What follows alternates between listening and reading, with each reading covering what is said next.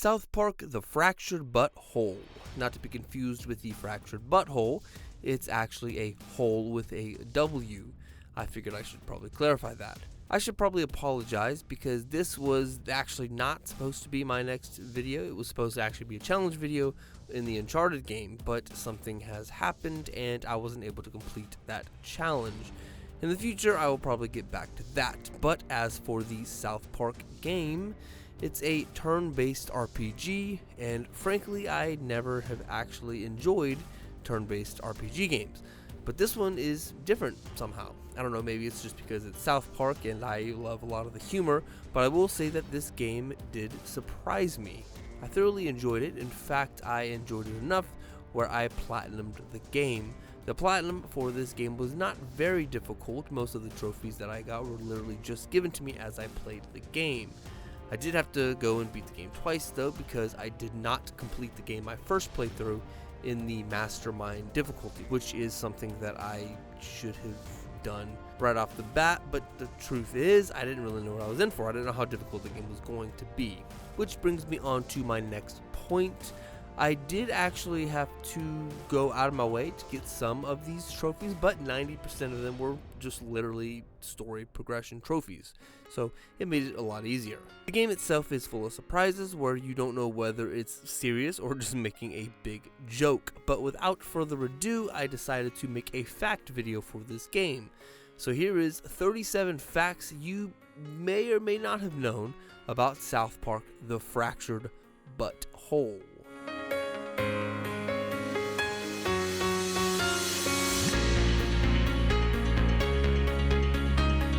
Fact number 1. One of the biggest jokes in this game has to be the difficulty level. I didn't really do a lot of research going into this game, but I did actually hear about this one, and you might have already known this as well. So I guess I'm not really starting this video out very strong, am I? But the difficulty level depends on your character's skin tone. Kind of. I don't really know if any gameplay changes actually happens if you do this, but the darker character that you choose, like the darker skinned character that you choose, makes it quote-unquote more difficult. But I didn't really find it any more difficult as a white guy versus a black guy. Number 2, the game is a direct sequel to the Stick of Truth, and I'm sure most of you already know this, but I didn't actually when I first started playing this game, because I still have yet to play the Stick of Truth, which is unfortunate because if I did play the Stick of Truth first, I probably would have gotten rewards for completing the Stick of Truth first. That's actually in there with the fact as well. So apparently, I guess there's costume items and some other things that I could have just got as a reward for completing the first game first. But, which, I mean, a lot of games do that, but this game also did that as well. So let's move on. Number 3, your character has multiple nicknames throughout the game.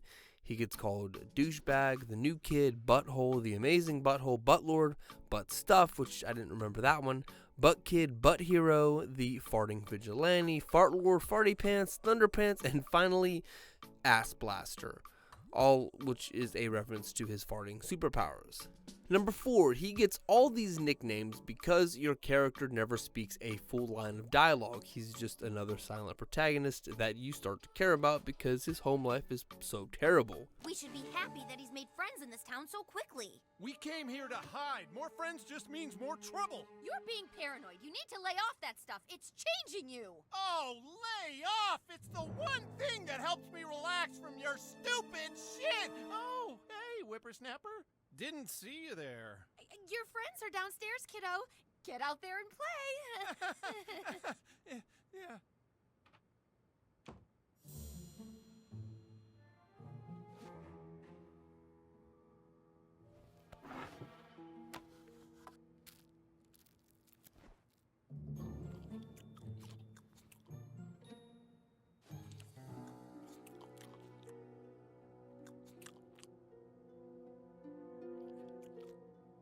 Number 5, Morgan Freeman didn't actually voice the character of Morgan Freeman. That was actually done by Trey Parker, one of the co-creators of South Park. Even though Morgan Freeman plays a pretty heavy role in this game, Morgan Freeman has always said no to these guys. Number 6, ordinarily you would be able to fight Morgan Freeman, but if you create your character as the darkest skin color, he will refuse to fight you. So if you want to actually go for that trophy, farts over freckles like I did, you have to actually make your skin tone lighter by going to the PC principle. Number 7, to capitalize on the last one, defeating Morgan Freeman simply gives you $11.18 and a golden taco artifact, and that's about it. Number 8, there are 6 playable classes in the base game that you can actually unlock every class in a single playthrough, which as long as it's unlocked, you can change your class at any time. They unlock in 4 parts. Right at the start of the game is the first one. Later on, Cartman lets you choose another class, and that actually happens twice in the story progression. And the final time is when Dr. Timothy begins to train you. He simply unlocks the remaining classes, which, as I've explained earlier, are interchangeable. Number 9, DNA slots let you customize your stats with artifacts that determine most of your combat power. Artifact slots unlock as you progress through the story with experience points, and your might level comes almost entirely from artifacts. Number 10, costume pieces don't affect your stats whatsoever. You can mix any costume pieces without changing your abilities. This also unlocks a trophy if you mix and match your entire costume outfit pretty much.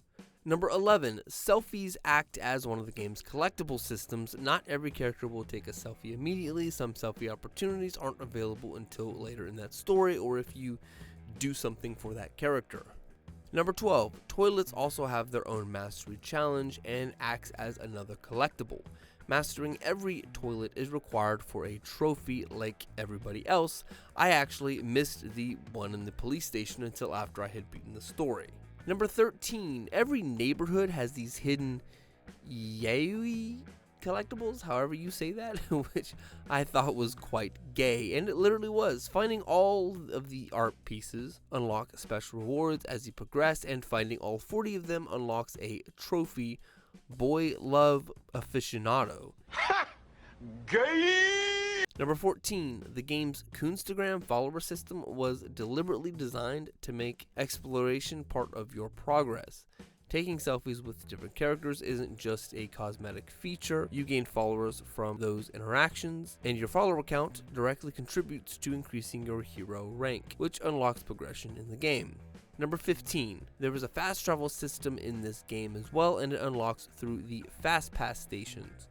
Once you've reached a station, just activate it and boom, the Fast Pass station is open. Plus, every fast travel station has unique dialogue. Number 16, this particular South Park game was genuinely received by critics pretty well. The game currently sits at a 79 out of 100 critic score on Metacritic, which classifies it as generally favorable, and this is based on 74 critic reviews. Number 17, your character, as I slightly explained earlier, has these time fart powers which unlocks throughout the story. These powers gives you the ability to freeze time inside and outside of combat. You can phase through objects, and time fart summons and creates an alternate version of yourself. Time fart abilities are required to solve many puzzles. Number 18, you can inspect almost every house in South Park, and many homes contain references to TV episodes. Number 19, Cartman's basement serves as the superhero headquarters. Short, simple, and sweet. Number 20, now jumping to other topics, South Park: The Fractured But Whole was developed by Ubisoft San Francisco and published by Ubisoft. It was released on October 17th, 2017. Number 21, Trey Parker and Matt Stone wrote the game's story and dialogue just as they did in the show, and they stayed heavily involved in the game's creation, which is a good thing because who better to know the direction the game should go than the actual show's creators. Of course, they didn't outsource it like some people did. Number 22, here's something interesting. The game pays attention to detail. The newspaper headlines change during the game depending on the story's events, as well as some NPC dialogue changes after major story events. Many conversations can be overheard without interacting. Number 23, you can fart on almost every NPC, and many NPCs react differently when farted on. That was a funny one, but also short. Number 24. The story kinda goes like this. Following the new kid, you, as the children of South Park stop playing fantasy and instead pretend to be superheroes, led by Cartman's alter ego, the Coon. The kids split into rival superhero factions while trying to launch a successful superhero franchise. What starts as a search for a missing cat quickly spirals into a citywide adventure involving crime, conspiracies, and increasingly absurd twists. As always, the new kid becomes the key hero who determines the fate of South Park. Number 25. The game includes several boss fights that are ordinary people, like Kyle's mom and dad or Jared Fogle. That one was kind of funny, you know, the subway guy. Number 26. The game parodies Marvel and DC superheroes quite often, and a lot of these references come in costumes that you can interchange. Number 27. There are 5 DLCs that will add new story missions. The Casa Bonita, or however you say that, DLC is a Coon and Mysterion story DLC. The Big Crunch is a DLC that is like a summer campy type deal. Danger Deck is a combat challenge. Relics of Zeron is a Stick of Truth, costumes and perks type deal. And finally, Towley, your gaming buddy, just adds Towley as a companion. Number 28. Despite being a turn-based RPG, The Fractured But Whole introduced many players to the genre because of its humor and accessible gameplay. And I was one of those people because I didn't actually like turn-based RPG games. I mean, honestly, I still don't really like them, but I enjoyed this game because it was a South Park game. Number 29, moving on to some development facts. As I explained earlier, Ubisoft San Francisco developed the game, but what I did not tell you is that they replaced Obsidian Entertainment. Obsidian created the Stick of Truth, and Ubisoft made the decision after acquiring the South Park game rights. Number 30. The script was around 360 pages long, making it roughly twice the size of The Stick of Truth, which is about the length of 4 or 5 featured films. Number 31. Ubisoft modified its Snowdrop engine so it could import the same Autodesk Maya assets used to create the TV show, helping the game look almost identical to an episode of South Park. Number 32. Developers visited South Park Studios regularly, sometimes twice a month, to work directly with Trey Parker and Matt Stone to ensure the humor and gameplay matched their vision. Number 33. The game was delayed twice. Originally planned in December 2016, it didn't launch until October 2017, giving the team more time to improve quality and rewrite parts of the story. Number 34. Entire missions were cut late in development. If Trey Parker or Matt Stone thought the joke wasn't funny enough or the pacing fell off, then Ubisoft sometimes scrapped complete content and rebuilt sections of the game. Number 35. The combat system was completely redesigned. Instead of fighting on a separate battle screen like in The Stick of Truth, battles now take place directly in the world on a tactical movement grid. Number 36. The development team grew dramatically. Ubisoft San Francisco expanded from about 30 developers on previous projects to nearly 100 developers, with around 60 additional developers at Ubisoft Osaka helping complete the game. Finally, for number 37, the game's technology allowed for last-minute references.